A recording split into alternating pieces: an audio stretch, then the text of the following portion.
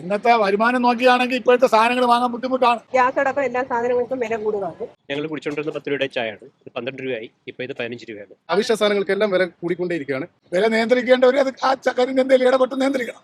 സർക്കാർ വലിയ കാര്യങ്ങൾ ചെയ്യുന്നില്ലല്ലോ. നേരത്തെ സർക്കാരിന്റെ കാര്യം ഇപ്പം സർക്കാർ ചെയ്ത കാര്യങ്ങൾ ശരിയെന്ന് വെച്ചാൽ ബുദ്ധിമുട്ട് തന്നെയാണ്. ഒന്നും തന്നെ ആനുകൂല്യങ്ങളായിട്ടൊന്നും തന്നെ സർക്കാർ ജീവനക്കാർക്കോ ഒന്നും കൊടുക്കുന്നില്ല. നമുക്ക് ഈ ആട്ടവാടിയൊന്നും കിട്ടുന്നില്ല, നമുക്കൊരു പൈസ കിട്ടുന്നില്ല, നമുക്ക് ഓണമൊന്നുമില്ല. സർക്കാർ ചെയ്യാന്നുള്ളത് സാധാരണക്കാർക്ക് വില കുറച്ച് കൂടുതൽ മാർക്കറ്റ് ഉണ്ടാക്കി തരിക.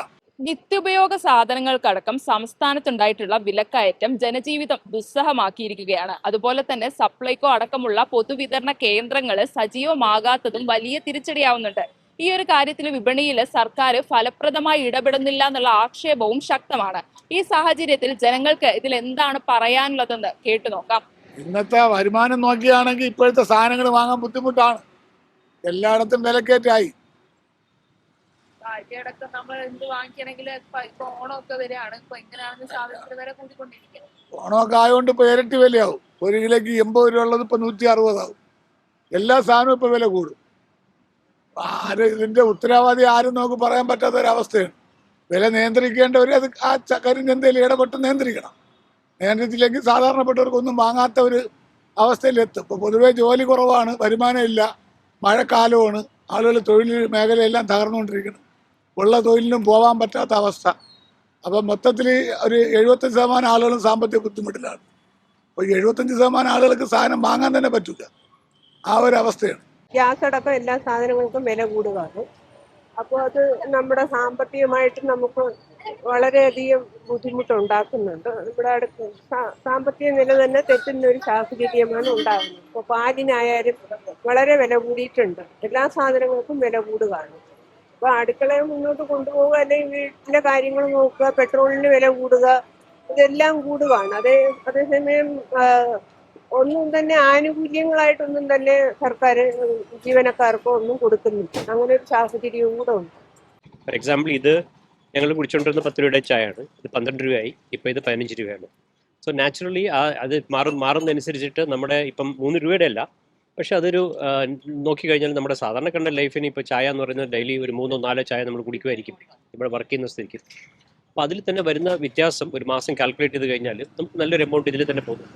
ആ ഒരു ജനറലി നമ്മുടെ വരുമാനം വേഴ്സസ് നമ്മുടെ എക്സ്പെൻഡിച്ചർ നോക്കിക്കഴിഞ്ഞാൽ നമുക്ക് കുറച്ച് ബുദ്ധിമുട്ടാണ്. ഈ കപ്പ് ടു ലിപ്പ് എന്നൊരു സിറ്റുവേഷനിലാണ് ഇപ്പോൾ പോയിക്കൊണ്ടിരിക്കുന്നത്. പച്ചക്കറിക്കായാലും അതുപോലെ പലവ്യഞ്ജനത്തിനായാലും ഇപ്പം സാധാരണ കുടുംബക്കാർക്ക് ഒരു പ്രശ്നമാണ്. പെട്ടെന്ന് വില കൂടുമ്പോൾ ഇപ്പോൾ 40 രൂപയ്ക്കുള്ള ഉള്ളിയൊക്കെ പെട്ടെന്ന് കയറി 80-60 എന്നൊക്കെ പറയുമ്പോൾ അത് കുറച്ച് പ്രശ്നമുള്ള കാര്യമാണ്. അതുപോലെ ഇപ്പം അരി, അതുപോലെ പഞ്ചസാര, ഉപ്പ്, അപ്പോൾ ഒരു ജീവിതം അല്ലെങ്കിൽ ഒരു ഫാമിലി മുമ്പോട്ട് കൊണ്ടുപോയി ഇതുപോലെ എസെൻഷ്യൽ ആയിട്ടുള്ള ഐറ്റംസിന് ഇങ്ങനെ വില കൂടുമ്പോൾ സാധാരണക്കാരായ ആൾക്കാർക്ക്, കോമൺ പീപ്പിൾസിന് അതൊരു ബുദ്ധിമുട്ടാണ്. നമ്മളിപ്പോൾ കേരളത്തിൽ എല്ലാ സാധനത്തിനും, പലചരക്ക് സാധനമായാലും മറ്റുള്ള എന്ത് സാധനമായാലും ഇപ്പം വില കൂടുതൽ തന്നെയാണ്. സാധാരണക്കാരന് ഇപ്പോൾ ഒരു 1000 രൂപ ശമ്പളത്തിന് ജോലി ചെയ്ത് കഴിഞ്ഞാൽ അവന് ആ സാധനങ്ങൾ വാങ്ങിച്ച് വീട്ടിൽ പോകല്ലാതെ മാറ്റി വെക്കാനായിട്ട് ഒന്നും ഉണ്ടാവില്ല. മാത്രമല്ല, നിശ്ചിത സാധനത്തിൽ പെട്രോളിനായാലും അതുപോലെ ഡീസലിനായാലും വിലകൾ 1, 2, 3 അല്ല 5 രൂപ വെച്ചിട്ടൊക്കെയാണ് കയറിക്കൊണ്ടിരിക്കുന്നത്. ഇപ്പം 115 രൂപയാണ് പെട്രോൾ വില.